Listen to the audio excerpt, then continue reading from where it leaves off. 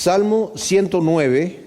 Este es un salmo de David. Dice al director del coro, Salmo de David: oh Dios de mi alabanza, no ensordezcas, porque una boca malvada y una boca engañosa se ha abierto contra mí. Han hablado de mí con lengua mentirosa, con palabras de odio me han rodeado y pelearon contra mí sin causa. En pago de mi amor me son adversarios, aunque yo oraba. Me devuelven mal por bien y odio por mi amor. Levanta sobre él al impío y sea Satanás a su diestra. Salga culpable cuando sea juzgado y conviértase su oración en pecado. Sean pocos sus días y tome otro su oficio. Sean sus hijos huérfanos y su mujer viuda. Vaguen errantes sus hijos y mendiguen, y busquen su pan expulsados de sus ruinas. Apodérense usureros de todo lo que tiene, y extraños saqueen su trabajo. No tenga quien le haga misericordia, ni haya quien se compadezca de sus huérfanos. Sea exterminada su posteridad, sea su nombre borrado en la segunda generación. Venga en memoria ante Yahvé la iniquidad de sus padres, y no sea borrado el pecado de su madre. Estén siempre delante de Yahvé para que él corte de la tierra su memoria, por cuanto no se acordó de hacer misericordia, sino que persiguió al hombre afligido y menesteroso, al quebrantado de corazón para darle muerte. Amó la maldición y ésta le sobrevino. Rehusó la bendición y ella se alejó de él. Como de su manto se vistió de maldición, y ella entró como agua en sus entrañas, como aceite en sus huesos. Séale cual vestido que lo cubra y como cinto que lo ciña siempre. Así pague Yahvé a los que me acusan y a los que dicen mal contra mi alma. Tú, en cambio, oh Yahvé, Señor mío, trata conmigo por amor de tu nombre. Líbrame porque tu misericordia es buena, porque yo estoy afligido y necesitado y mi corazón está herido dentro de mí. Voy pasando cual sombra que declina. Me sacuden como a la langosta, me doblan las rodillas a causa del ayuno, y mi carne desfallece por falta de gordura. Soy la burla de ellos, me miran y menean la cabeza. Ayúdame, Yahvé, Dios mío, sálvame conforme a tu misericordia. Entiendan que esta es tu mano, que tú, oh Yahvé, has hecho esto. Maldigan ellos, pero tú bendice. Se han levantado, pero serán avergonzados, y tu siervo se alegrará. Mis acusadores serán vestidos de infamia, y la confusión los envolverá como un manto. Daré gracias a Yahvé en gran manera con mi boca, en medio de muchos lo alabaré, porque él se puso a la diestra del pobre para salvar su alma de los que lo juzgan. ¡Wow! Ese es un salmo tremendo, ¿verdad? Ese es un salmo mesiánico, pero ¿se imaginan ustedes estar cantando esto? Es un canto, porque dice aquí al director del coro, ¿verdad? Salmo de David. Es un salmo mesiánico, pero es un salmo imprecatorio. Y hay dos teorías acerca de este salmo. A partir del versículo primero al versículo 5, está hablando de que sus adversarios, el impío, el injusto, se han levantado contra el salmista, ¿verdad? Criticándolo y mintiendo, pagándole el bien con mal y odio por amor. De allí que del versículo 6 al versículo 20 es donde viene toda esta imprecación, ¿verdad? Es un salmo imprecatorio, o sea, decir mal de una persona, desearle un mal a una persona, que Dios lo juzgue con un juicio severo y que lo termine, que lo acabe. De ahí que muchos piensan que de ese versículo 6 al 20 no es necesariamente palabras que el salmista quiere o desea para sus adversarios, sino que es lo que los adversarios dicen de él. Ahora, la base que hay para este tipo de interpretación es porque del versículo 1 al 5 se está refiriendo en plural. Dice, oh Dios de mi alabanza, no ensordezcas, porque una boca malvada y una boca engañosa se ha abierto contra mí. Han hablado, está hablando en plural, ¿verdad? Pelearon contra mí, dice el versículo 3. Me devuelven mal por bien, dice el versículo 5. Y luego se va al singular, a una sola persona. Levanta sobre él al impío y sea Satanás a su diestra. Y del 6 al 19 está hablando a una sola persona. Y aquí la Biblia textual que yo estoy leyendo, le agregaron en donde el versículo 5 dice, me devuelven mal por bien y odio por amor, diciendo. O sea, ellos lo están diciendo. Y ellos explican aquí cuando le ponen, dice, diciendo se lo hemos agregado, porque probablemente los versículos de 6 al 20 no son palabras de David, sino de sus enemigos que le desean toda suerte de males a pesar de la bondad del rey, Quien se niega a maldecirlos, según dice el versículo 28, maldigan ellos, pero tú bendice. Ahora, por un lado podemos verlo de esa manera, pero también podemos verlo desde el punto de vista de que por cuanto David es profeta, y este es un salmo mesiánico, obviamente aquí hay un versículo, el versículo 8, donde dice, sean pocos sus días y tome otro su oficio. Pedro, en el primer capítulo de Hechos, menciona este versículo refiriéndose a Judas, que tenía que ser reemplazado una vez que se ahorcó y murió. En Hechos, si quieren voltear allí para verlo, está en el primer capítulo y dice así, Pedro cuando está hablando acerca del sucesor que tiene que ser, dice, pero como, versículo 20, como está escrito en el libro de los Salmos, sea hecha desierta su morada y no haya quien habite en ella. Aquí se está refiriendo al Salmo 69, que ya lo estudiamos nosotros, pero el versículo que toma aquí de este salmo dice, y tome otro su cargo o su oficio. También debemos entender que, y esta es una pregunta que mucha gente hace, ¿por qué pareciera que el Dios del Antiguo Testamento es más severo y más cruel, más duro? Y el del Nuevo Testamento Jesús es más amoroso, perdonador, se junta con los pecadores, los recibe. Pero en realidad vemos las dos caras, no que tenga el Señor dos caras, pero vemos la ira de Dios y el amor de Dios, lo vemos en el Dios del Antiguo Testamento. Yo los he amado con amor eterno, dice, te he amado con amor eterno. Y el amor de Dios en el Antiguo Testamento es tremendo, su misericordia es tremenda. Vimos ya varios de los salmos que hemos estudiado, cómo David una y otra vez está hablando de que su misericordia llega hasta los cielos, más allá de los cielos, el amor de Dios. Pero también vemos en el Nuevo Testamento, también vemos nosotros el juicio de Dios. Miren lo que dice Hebreos 10, en donde nos está hablando aquí el escritor de Hebreos, algunos creen que es el apóstol Pablo. En el capítulo 10, versículo 26 dice, porque si continuamos pecando voluntariamente después de haber recibido el conocimiento de la verdad, ya no queda más sacrificio por el pecado, sino una horrenda expectación de juicio y ardor de fuego que va a consumir a los adversarios. El que viola la ley de Moisés por el testimonio de 2 o 3 testigos muere irremisiblemente. O sea, el que violaba la ley de Moisés, si había 2 o 3 testigos que veían que estaban violando la ley, se les acusaba y morían irremisiblemente. ¿Cuánto peor castigo pensáis que merecerá el que pisoteó al Hijo de Dios y tuvo por inmunda la sangre del pacto, en la cual fue santificado y ultrajó al Espíritu de gracia? Pues conocemos el que dijo, mía es la venganza, yo pagaré, y otra vez el Señor juzgará a su pueblo.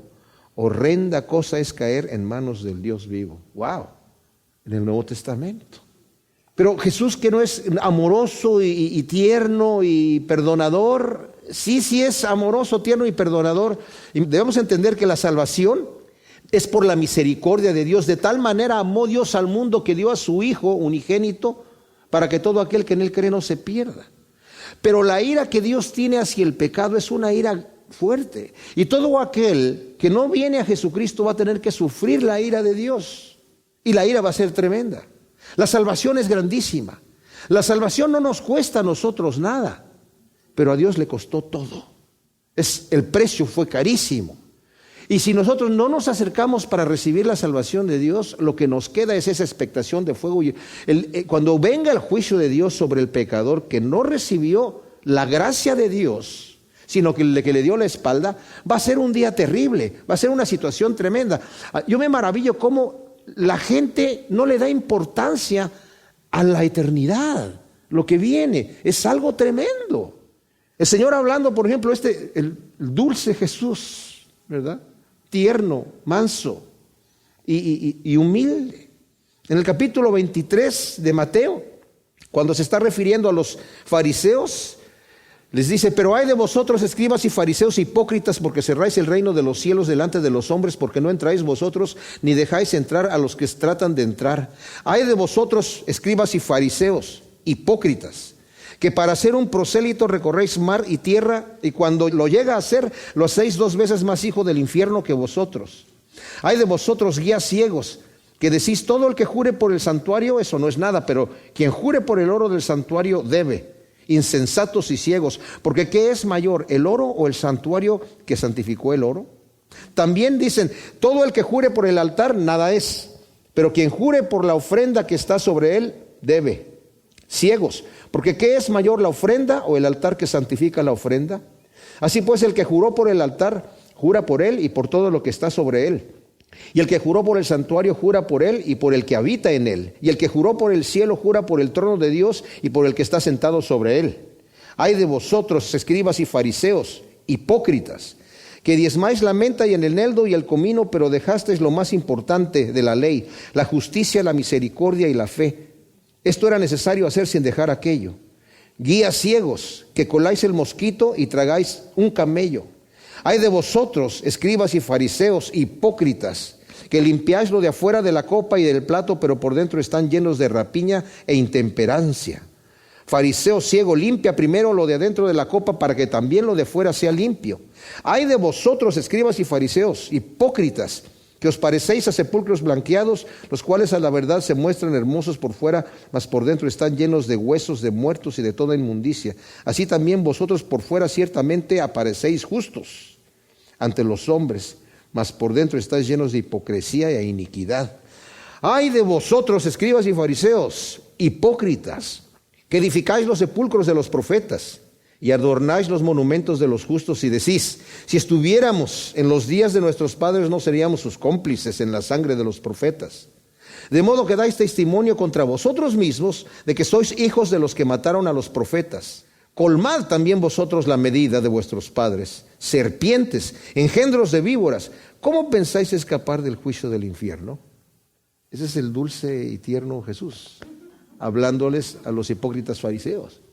O sea, el juicio de Dios viene sobre aquella persona que no recibe la salvación gratuita de parte de Dios. Sí, la misericordia de Dios es grande y Dios tiene grandes cosas para aquellos que se acercan, pero el juicio que viene sobre el impío es lo que leemos nosotros en este salmo. Así que yo no creo que la imprecación de este salmo está tan fuera de sentido, porque de todos los salmos imprecatorios que dicen cosas malas contra el malvado, este es el peor de todos los salmos, es el más fuerte. Y por eso de ahí muchos dicen, no puede ser que el salmista esté deseando eso cuando está diciendo que pidiendo misericordia para él y Señor, ellos maldicen, pero tú bendice, ¿entiendes? También puede ser que estos hombres lo estuvieran diciendo para él. Yo no tomo esa posición, pero ¿quién soy yo? O sea, es mi opinión. Ahora, en el versículo 1 al 5 estamos hablando de los sufrimientos de Cristo. Como este es un salmo mesiánico, es Cristo representado aquí, independientemente de lo que le haya sobrevenido a David. Hay muchas teorías, algunos creen que pudo estar hablando de Doeg, el edomita, el que mató a los sacerdotes del Señor, pero eso era antes de que David fuese rey, o que pudiera estar hablando acerca de Ahitofel, el que su consejero de guerra que se rebeló contra él y se fue de parte de su hijo Absalón cuando su hijo se levantó en contra de su padre para destruirlo y tomar el reino. Otros creen que se está refiriendo a Nabal, aquel hombre a que David lo defendió y protegió a sus pastores, y cuando tuvo necesidad de tener alimento se burló de él. No sabemos en realidad, ¿verdad? Lo que sí sabemos es que es un salmo profético, mesiánico, y se aplica definitivamente a Judas, porque en el Nuevo Testamento, como acabamos de leer, Pedro lo cita. Entonces, que referencia a los sufrimientos de Cristo podemos ver, oh Dios de mi alabanza, no ensordezcas, porque una boca malvada y una boca engañosa se ha abierto contra mí, hablando de mí con lengua mentirosa. A Jesucristo mentían para acusarlo, ¿verdad? Ahora, quiero nada más hacer un paréntesis aquí. El hecho de que el Salmo se vaya singularmente, solamente a una persona, ¿verdad? A partir del versículo 6 al versículo 19, también queda con el versículo 2 que dice, una boca malvada y una boca engañosa se ha abierto. O sea, que después puede referirse solamente al impío, al que se ha levantado y tomarlo como singular. Así que no le veo yo el problema ahí. Pero vemos que incluso levantaron falsos testigos contra Jesús para incriminarlo, porque no lo podían incriminar, no podían encontrar una falta en él ninguna, porque no tenía faltas. Con palabras de odio me han rodeado y pelearon contra mí sin causa. Hay varios salmos que se refieren a esto. Y también el mismo Nuevo Testamento dice, y esto se hizo para que se cumpliera la Escritura, sin causa me aborrecieron. El Señor vino a hacer bien, Vino solamente a amar a la gente, a hacerles bien, y sin causa, con palabras de odio lo habían rodeado y pelearon contra él. En pago de mi amor me son adversarios, aunque yo oraba.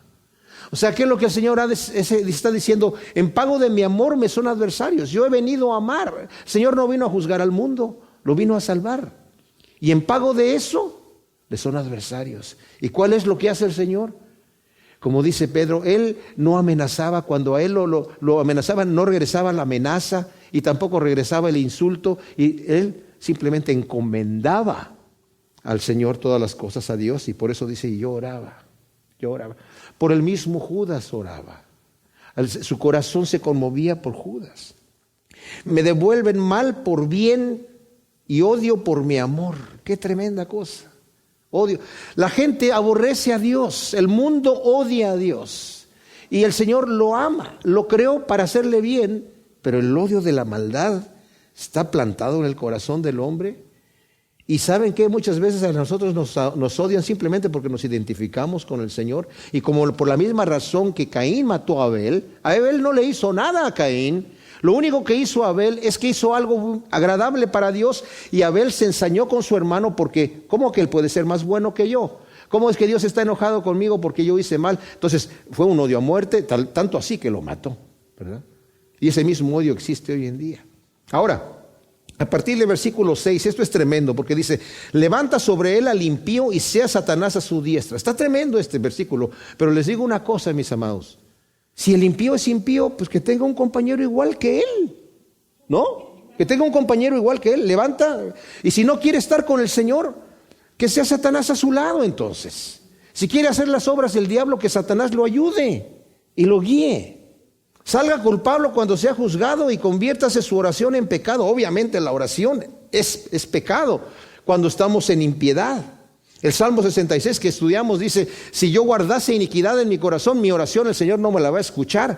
El primer capítulo de Isaías dice el Señor, no me interesan sus sacrificios, sus palabras no las voy a escuchar porque tienen pecado y son impíos y son injustos ustedes. El Proverbios 28:9 también dice que la oración del impío es abominación para Dios. Es abominación para Dios. Así que lo que está diciendo aquí es simplemente lo que es. Su oración se convierte en pecado. Sean pocos sus días y tome otro su oficio. Y aquí vemos ya la referencia a Judas que mencioné de Pedro. Ahora, lo que va a decir aquí es tremendo, porque dice, sean sus hijos huérfanos y su mujer viuda, vaguen errantes sus hijos y mendiguen, y busquen su pan expulsados de sus ruinas. Ahora, sean sus hijos huérfanos y su mujer viuda, que está diciendo que se muera el tipo, ¿verdad? Nadie iba a pesarle que de repente Herodes se hubiese muerto y que dejó viuda a su esposa y que dejó huérfanos a sus hijos, ¿verdad? Porque el tipo era un perverso, y todos los perversos que han muerto, pues así es la situación, ¿verdad?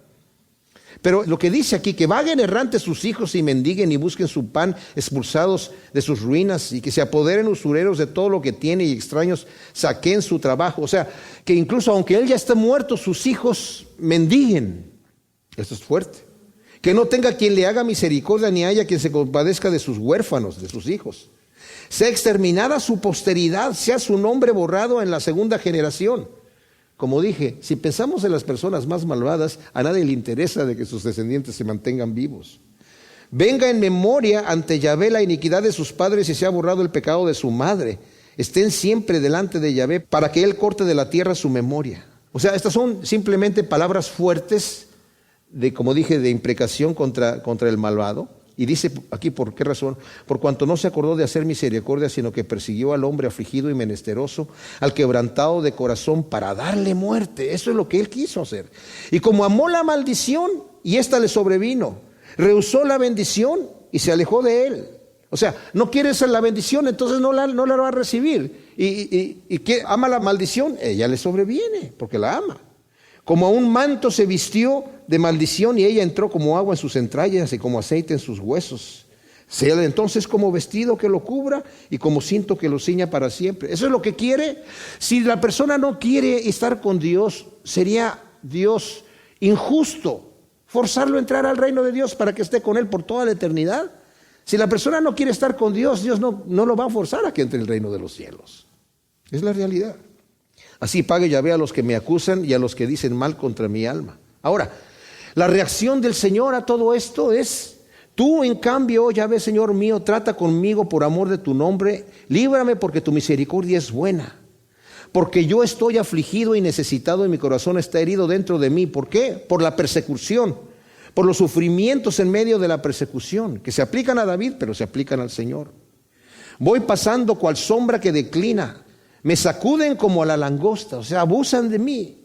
Se me doblan las rodillas a causa del ayuno y mi carne desfallece por la falta de gordura. Soy la burla de ellos, me miran y menean la cabeza. Aun cuando el Señor estaba en la cruz, la gente pasaba y meneaba la cabeza diciendo: mira nada más, el que se creía el Mesías. Pero el Señor estaba allí pagando el precio, el supremo precio de nuestra salvación.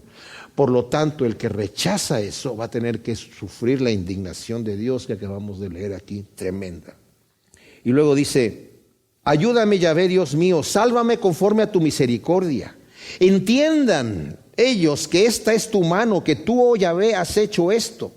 Maldigan ellos, pero tú bendice. Se han levantado, pero serán avergonzados y tu siervo se alegrará. Y saben que esto es tremendo, pero ¿saben qué? En las visiones de Juan del Apocalipsis ve las multitudes que están allí y están clamando diciendo: Señor, ¿hasta cuándo vas a vengar la sangre de nosotros? Y cuando viene el juicio de Dios sobre el pecador, que va a ser terrible, se alegran. Los justos se van a alegrar cuando vean al malvado, al que aborreció a Dios, juzgado. Es tremendo. Les digo, el juicio sobre el impío va a ser de muchas maneras. No solamente el castigo eterno, la burla, la vergüenza, la desesperación de decir: ¿por qué no aproveché la oportunidad? Se me estaba sirviendo en un plato de plata, ¿verdad? De oro. Mis acusadores serán vestidos de infamia y la confusión los envolverá como un manto. Daré gracias a Yahvé en gran manera con mi boca.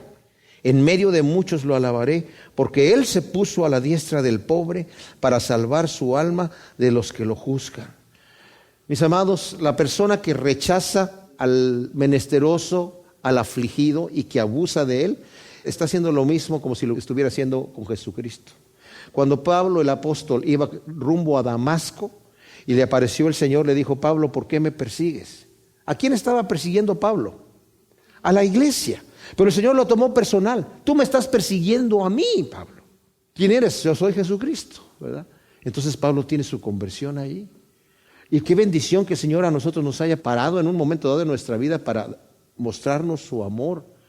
Pero mis amados, busquemos su cara y busquemos su voluntad con todas nuestras fuerzas, porque nuestra mente nos embriagamos con el mundo, nos embriagamos con los problemas, nos distraemos con las cosas y perdemos la visión muy fácilmente si no estamos allí al pie de la cruz, para darle gracias a Dios por la gran salvación que nos ha dado y para buscar su rostro y seguir peleando la batalla. La batalla es diaria, es constante, cotidiana, todo el tiempo. Y al que venciere, dice el Señor, yo le voy a dar la corona de la vida. Salmo 110, este salmo también es mesiánico y aquí sí podemos entender fácilmente cómo es aplicable al Señor, porque es un salmo de gloria. El problema que tuvimos era con el Salmo 109, pero mis amados, el Salmo 109 es un salmo, como vimos, imprecatorio, o sea que le desea el mal al enemigo, pero también es un salmo mesiánico en donde vemos el sufrimiento de Cristo, la traición sobre aquellos que les vino a hacer bien. La traición sobre aquellos que los vino a sanar. Yo no sé cuánta de la gente que el Señor sanó estaban ahí gritando: crucifícale, crucifícale. Pero debe haber habido algunos que le pagaron su bien con mal y su amor con odio. Eso es satánico. El pagar bien con bien es humano. El pagar mal con mal es animal. El pagar bien por mal es divino. Pero el pagar mal por bien es satánico. Es lo que hicieron con el Señor. El Señor es el autor del bien. Cuando en cierto momento tomaron piedras, el Señor dijo: ¿por qué buena obra me van a apedrear? Delante de ustedes he hecho muchas buenas obras. ¿Por cuál buena obra me van a apedrear? Por buena obra no te apedreamos, sino te apedreamos porque tú te has hecho, siendo hombre, te has hecho Dios. Pero él estaba diciendo la verdad, se estaba revelando a su pueblo: yo soy el Mesías. Pero no querían un Mesías así, no querían un Mesías santo, querían un Mesías hipócrita como ellos eran. Y el mundo no recibe un Mesías santo. Van a recibir al Mesías falso, al anticristo, porque se va a conformar a su manera de ser del mundo. Porque el amor de Dios es diferente y por eso es necesario que nos acerquemos al Señor pidiéndole que nos limpie, que nos cambie, que nos haga entender su perfecta y buena y santa voluntad. Porque no se conforma la voluntad de Dios con nuestro carácter y con nuestra mente carnal, dice la Escritura. Entonces dice el Salmo 110, Salmo de David: oráculo de Yahvé a mi Señor, siéntate a mi diestra hasta que ponga a tus enemigos por estrado de tus pies. Yahvé enviará desde Sión la vara de tu poder, domina en medio de tus enemigos. En el día de tu poder, tu pueblo se ofrecerá voluntariamente. En la hermosura de la santidad, desde el vientre de la aurora tienes el rocío de tu juventud. Juró Yahvé y no se arrepentirá, no se retractará. Tú eres sacerdote para siempre según el orden de Melquisedec. Adonai está a tu diestra, quebrantará a los reyes en el día de su ira. Juzgará entre las naciones y las llenará de cadáveres. Quebrantará cabezas sobre un inmenso territorio. Beberá del torrente en el camino, por lo cual levantará la cabeza. Este es definitivamente un salmo que se refiere al reinado del Mesías. Como vemos, el Salmo 109 es el Mesías sufriendo, siendo traicionado y llevado a la cruz. Pero el siguiente salmo vemos al Mesías ascendido después de la resurrección, tomando su reino. Ahora, cuando el Señor tome su reino, va a ser algo especial. Vimos y platiqué mientras estábamos estudiando el Salmo 109, que la ira de Dios es una ira tremenda para el injusto que no recibe la salvación. La salvación es grandiosa, es tremenda. Costó lo que costó a Dios todo, la vida en la cruz, la ignominia, la burla, la tortura, tremendo. O sea, el dolor que el Señor sufrió ahí fue terrible. El creador del universo en manos de pecadores. Y les digo una cosa, el sufrimiento como hombre fue peor, porque si a nosotros nos van a matar, por lo menos no sabemos lo que nos van a hacer.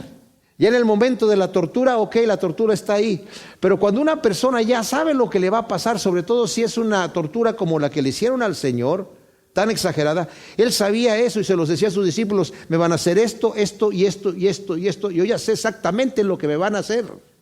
Es tremendo. Es una angustia. Cuando estaba en Getsemaní luchando, sabía exactamente lo que le iban a hacer. Y él, siendo el rey del universo, el alfa y la omega, el principio y el fin, mis amados, él pudo haberse levantado y decir: bueno, ¿manos de quién me van a hacer qué? Pero por amor a nosotros, como vimos en el estudio pasado de Juan, no fueron los lazos que le pusieron los que lo ataron para llevarlo a la cruz, fue el amor que tenía por nosotros. Y por ese amor, el amor lo ató. Ahora, aquí vamos a ver al Señor tomando su reino, y como nos dice en Apocalipsis, cuando vimos Apocalipsis, mi interpretación personal, no vamos a estudiar Apocalipsis aquí, del primer caballo de Apocalipsis, que algunos lo ven como si fuera el anticristo, yo lo veo como si fuera Cristo, porque dice que viene venciendo y para vencer. La palabra griega que dice para vencer, habla de un vencer desde allí hasta la eternidad. Es un tiempo especial que utiliza la palabra ahí. No va a vencer por un ratito. ¿Y qué es lo que yo veo ahí? Que Juan dice que estaba el Cordero y estaban con el rollo que nadie podía abrir sus sellos y ni siquiera nadie podía tomarlo y ni siquiera nadie lo podía mirar. Y dice: yo lloraba mucho porque no había nadie digno de tomar el rollo y de quitar sus sellos, y no había ni siquiera nadie digno de tomarlo y de mirarlo. Pero me dijeron: no llores, porque el León de Judá ha vencido, ¿verdad? El Cordero de Dios. Y él toma el rollo y quita el primer sello. Entonces vienen ahí los juicios de Dios.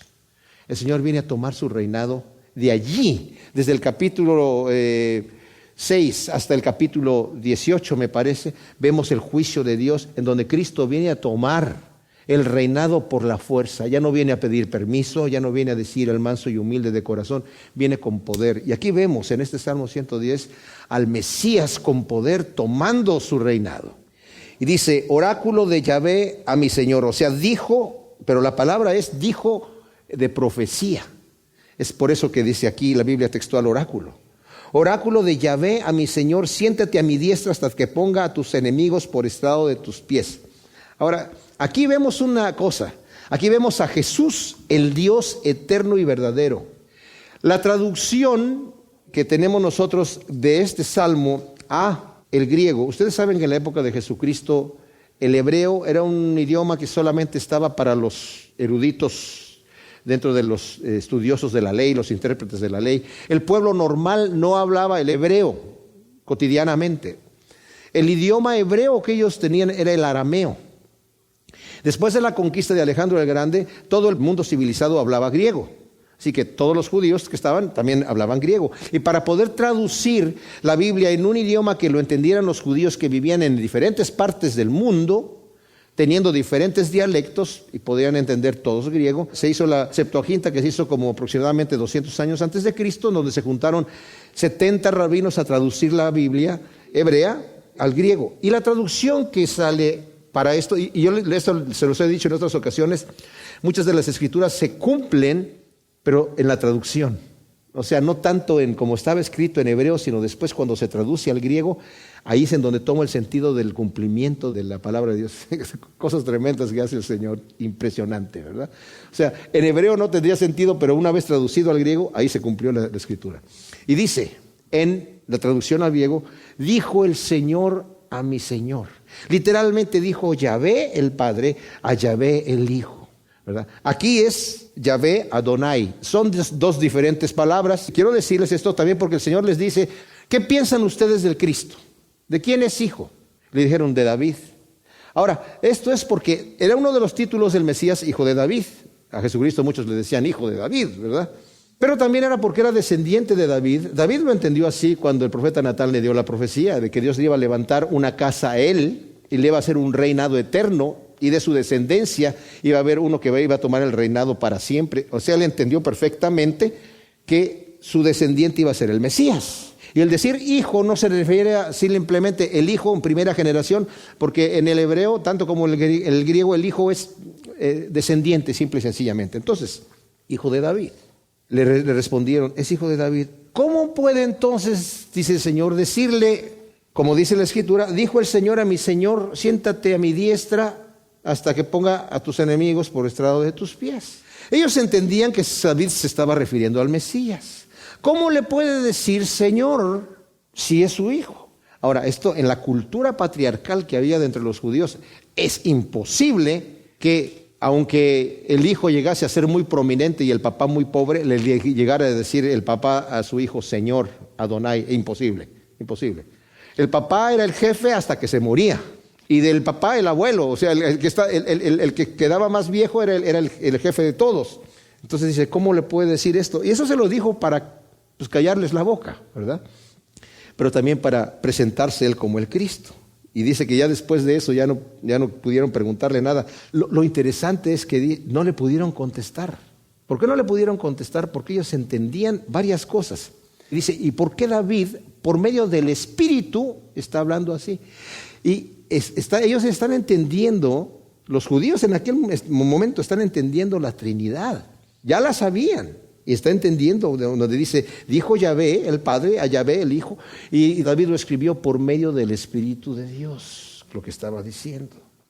Ahora, los que estén tomando notas, si quieren saber, Juan 1:1 dice que el principio era el verbo era con Dios y el verbo era Dios. Habla de que era Dios. De que vino, el verbo se hizo carne en el versículo 14 del mismo Juan 1, 1 Timoteo 3:16, Isaías 9:6, Tito 2:13, Romanos 9:5 y 1 de Juan 5:20. Todos estos versículos hablan, después los que quieran les puedo dar el dato para que lo copien, de que Cristo es el Dios verdadero. No es un Dios más pequeño, es el verdadero y único Dios. Entonces, dice aquí en el versículo 2, Yahvé enviará desde Sión la vara de tu poder, domina en medio de tus enemigos. En el día de tu poder tu pueblo se ofrecerá voluntariamente en la hermosura de la santidad. Desde el vientre de la aurora tienes el rocío de tu juventud. Aquí vemos a Jesús, el profeta rey, como profeta. Desde Sión va a enviar el Señor la vara de tu poder. Y va a dominar en medio de tus enemigos.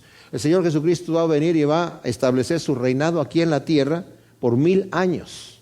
antes de que descienda el cielo nuevo y la nueva tierra, como nos lo dice Apocalipsis. Y también nos lo menciona Isaías. Y en ese momento el Señor va a subyugar a sus enemigos. Satanás va a ser atado por 1000 años, se van a acabar las armas, se van a fundir los hierros, todo el armamento se va a convertir en maquinaria para la agricultura, dice la Escritura textualmente. Y durante el dominio del Señor, los enemigos van a estar subyugados. Es donde el Señor va a regir con vara de hierro. El que se porte mal, crack, va a ser quebrantado, dice la Escritura, como vasija de alfarero. Va a ser mano dura del Señor y la gente se va a portar bien porque se van a tener que portar bien. Nada de que pobrecito, bueno, es un crimen, lo vamos a poner aquí en un centro de rehabilitación a ver si se arregla. No. De tal manera que cuando Satanás se ha soltado después de los 1000 años, van a engañar a las naciones y las naciones se van a levantar en contra de Jesús. Pero el Señor los va a destruir con su palabra solamente, dice la Escritura. Pero aquí vemos al profeta, en donde los pueblos van a venir a él. Dice, en el día de tu poder, tu pueblo se ofrecerá voluntariamente. Isaías 2, del 2 al 3, capítulo 2, del versículo 2 al 3, dice que muchos pueblos van a venir voluntariamente. Aquí también nos lo dice así. Y pues nosotros ahora, voluntariamente, Romanos 12:1 dice, presentad vuestros cuerpos en sacrificio santo, vivo, agradable a Dios, que es lo que sabemos que tenemos que hacer, no conformándonos a este siglo, sino siendo renovados con la renovación de nuestro entendimiento, para que comprobemos cuál es la buena voluntad de Dios, agradable y perfecta. Es lo que queremos hacer. Una vez que tenemos el Espíritu de Dios morando en nosotros, queremos servir a Dios, queremos entregarnos a Él.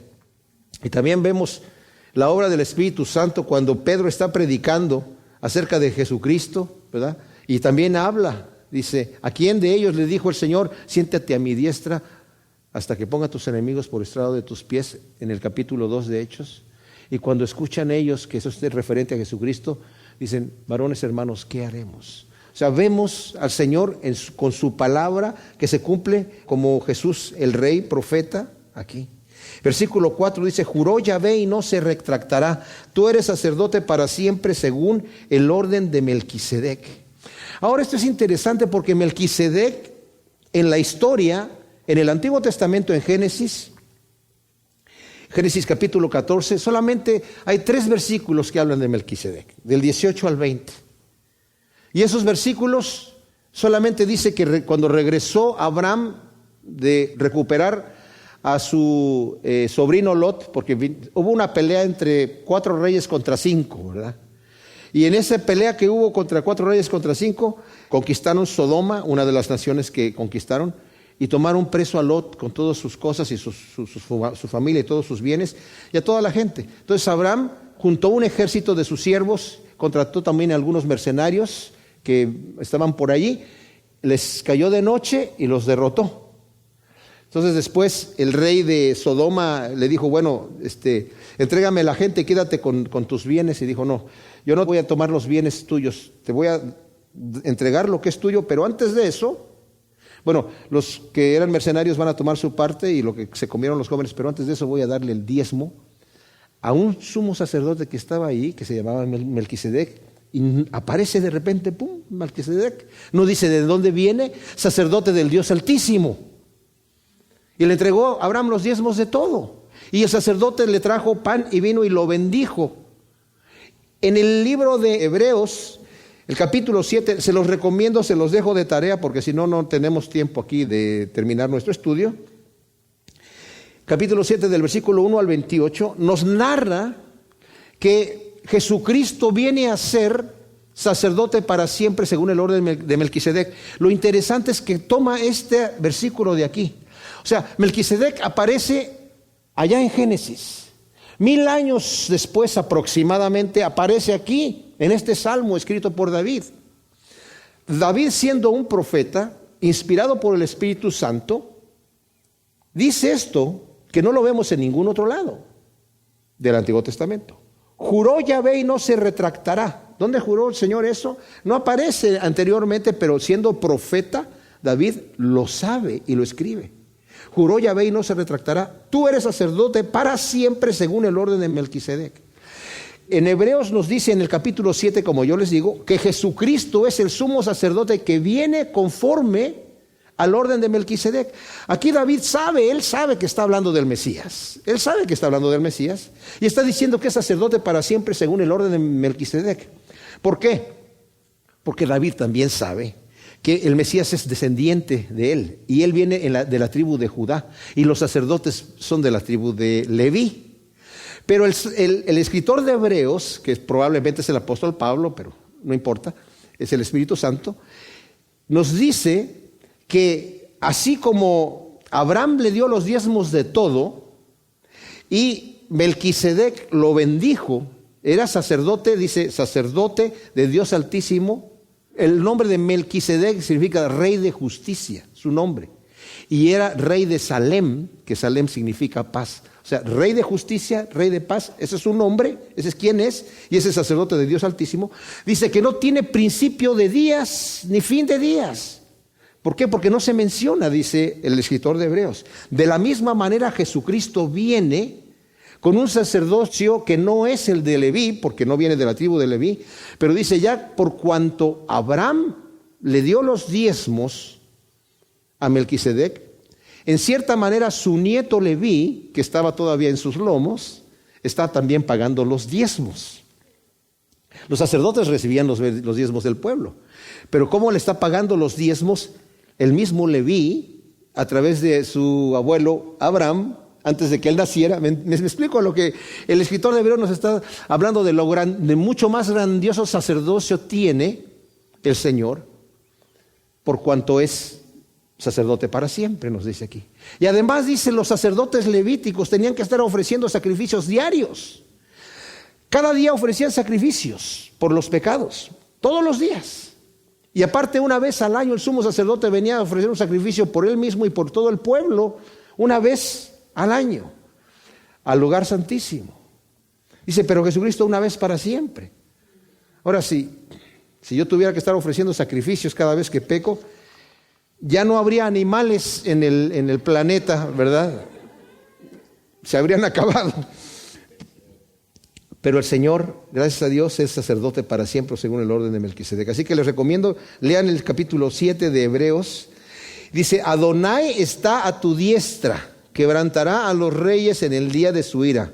El Señor está ciertamente a la diestra del Padre, pero en el día de su ira va a quebrantar a los reyes. Viene la ira de Dios, mis amados. Un día terrible. El Señor dice, no anden diciendo el día del Señor, como si va a ser una gran cosa.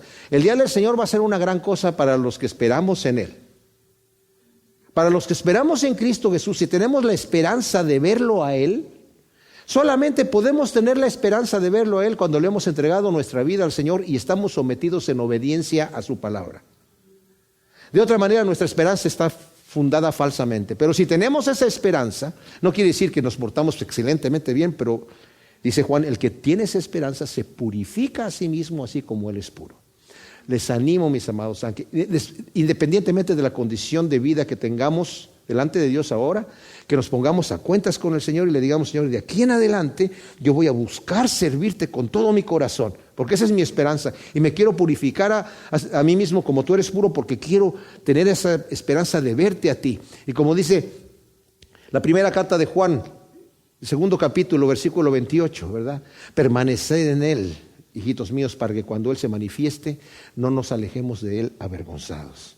O sea que eso es lo que yo quiero, ¿verdad? Entonces, el Señor va a quebrantar a los reyes en el día de su ira. La ira de Dios viene y nosotros no queremos la ira de Dios. El día del Señor va a ser terrible para los que no obedecieron. Va a ser un día impresionante. Juzgará entre las naciones, las llenará de cadáveres, quebrantará cabezas sobre un inmenso territorio. ¡Wow! El dulce Cristo va a hacer esas cosas, claro, claro. En Apocalipsis 19 dice, y vi un caballo blanco que venía, y el que venía sentado tenía escrito sobre su muslo el verbo de Dios. Sus ropas eran rojas, teñidas con la sangre de sus enemigos.